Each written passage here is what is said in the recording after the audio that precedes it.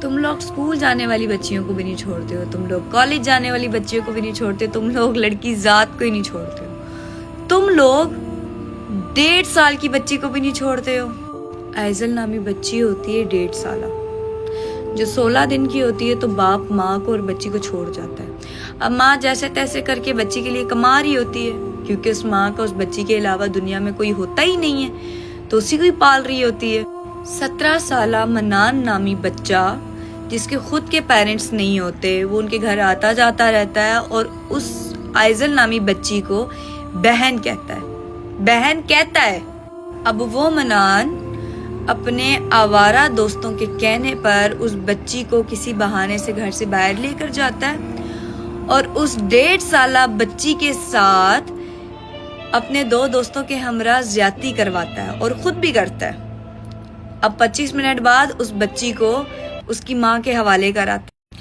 اب وہ 1.5 سالہ بچی رو رہی ہوتی ہے، درد سے تڑپ رہی ہوتی ہے، اس کی ماں کو سمجھ ہی نہیں آتی کہ یہ کیوں رو رہی ہے۔ اب 1.5 سالہ بچی تو ظاہری بات ہے، بول تو نہیں سکتی۔ خیر، ماں پیمپر چینج کرتی ہے کہ شاید پیمپر گندا ہو گیا اس وجہ سے رو رہی ہے، تو ماں دیکھ کے خوفزدہ ہو جاتی ہے۔ ماں اس بچی کو لے کر ہاسپٹل بھاگتی ہے، جناح ہاسپٹل والے کیا کرتے ہیں جی، کہتے ہیں آپ کی بیٹی کی ہارٹ بیٹ چل رہی ہے لیکن سانسیں نہیں چل رہی۔ ماں اتنی منتیں کرتی ہے کہ آکسیجن لگا دیں، وہ کہتے ہیں نہیں، آپ نیکسٹ ہاسپٹل لے جائیں۔ اس ہاسپٹل کا نام میرے ذہن میں نہیں آ رہا، لیکن نیکسٹ ہاسپٹل ریکمینڈ کر کے ان کو وہاں سے بھیج دیتے ہیں۔ اب ماں اپنی بچی کو لے کر جا رہی ہوتی ہے تو راستے میں جب بچی دم توڑنے لگتی ہے تو ایک دم اس کی آنکھیں کھل جاتی ہیں، ٹھیک ہے، وہ اپنی ماں کو ایک بار مما کہتی ہے اور بس ادھر ہی کام تمام ختم۔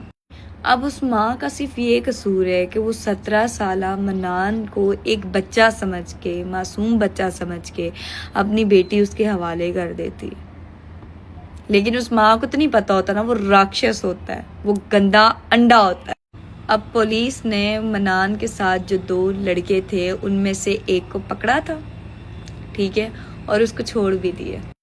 آئی نو ویری ویل کہ میری یہ ویڈیو بنانے سے ایزل واپس نہیں آ سکتی، اس کی ماں کی دنیا جو جڑنی تھی وہ جڑ گئی ہے، لیکن ایٹ لیسٹ اس بچی کو انصاف مل سکتا ہے، کیونکہ سوشل میڈیا بہت اسٹرانگ ہو گیا ہے، سب مل کر آواز اٹھائیں تو اس بچی کو انصاف مل سکتا ہے۔